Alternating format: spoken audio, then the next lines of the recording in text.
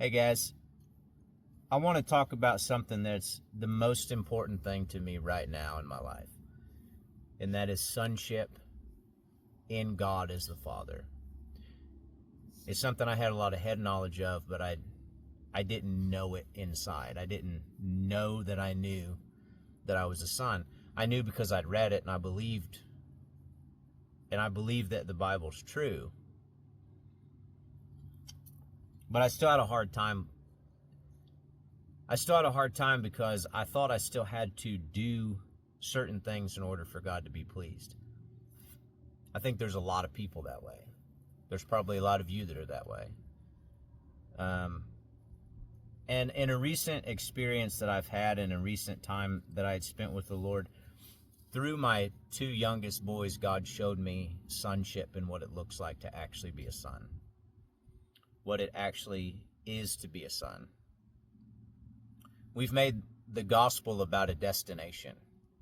And I think in part there's a lot of truth in that someday we have the hope that we will, God will be with us in heaven. And that is an eternal truth, and it's a hope that we can carry. But the problem is, like, what if your birth is here and your death is here? What about all this space in between? What does that look like? I come to understand that although that's part of the story, I think the main part of the story is that Christ came, died, and rose again to restore our relationship back to the Father. I think God wants most is for all of us to know how much He actually loves us and how much He actually wants relationship with us. I think that God has a book written of your life, and I think all of the things He has planned for you are in that book. And I think that we have the choices as human beings to choose whether we accept that or whether we don't. And if we don't, I found in my own life personally that it makes life way, way harder. On top of the already struggles and ups and downs that life has, it makes way more pressure for me to try to fulfill something in my own life, to be something.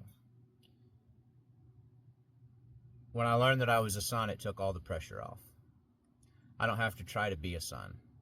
I don't have to try to be, you don't have to try to be a son or a daughter. You just are. And when that starts to resonate in the deepest part of you, it will change how you live your life. It will change how you see people. It will change, most importantly, I think it will change how you see yourself. How do you see yourself? What does that look like? When nobody's around, what do you think of yourself? When you really know that you are a child of God, it opens up doors that could never be opened otherwise. It relieves this pressure of trying to be something to make God happy. I realized God was already happy with me. He was happy with me because of what He already did. He did everything in order for me to be able to approach Him and have a relationship. There's nothing I can do to make that better or worse. It's the truth.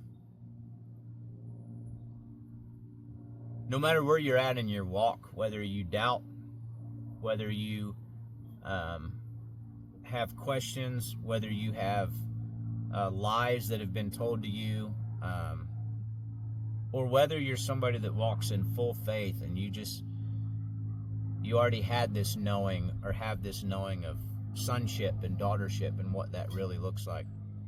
I want us to be a space where we can talk about it.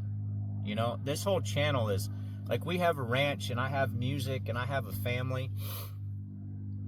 But all of that for me comes from this place of knowing that I'm a son. From here, from this space, I can be a better husband and I can be a better father. And I can interact on stage better, and I can pursue what God has for me with all my heart because I know He's behind it.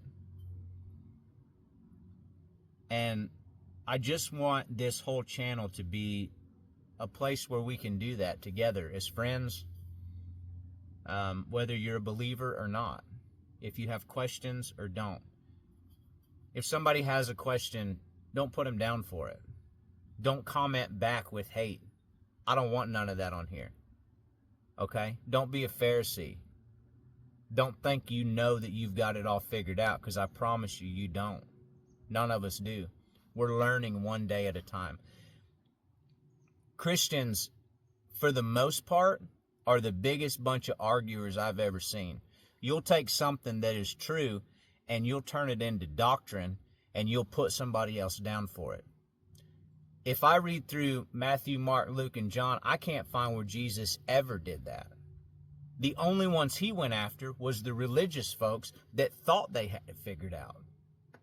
So be careful that you're not acting like a Pharisee and you're actually acting like Christ, where Christ loved people in order to make them change. He didn't try to change them to prove that he loved them. There's a big difference in the two.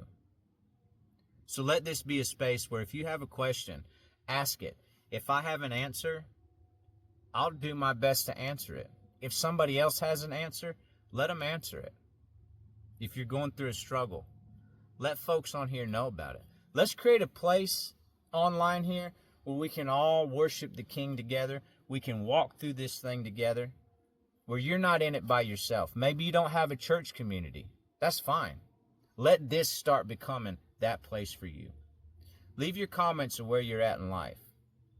Let's all walk this thing together. Y'all have a good rest of your day, and I'll see you down the road somewhere.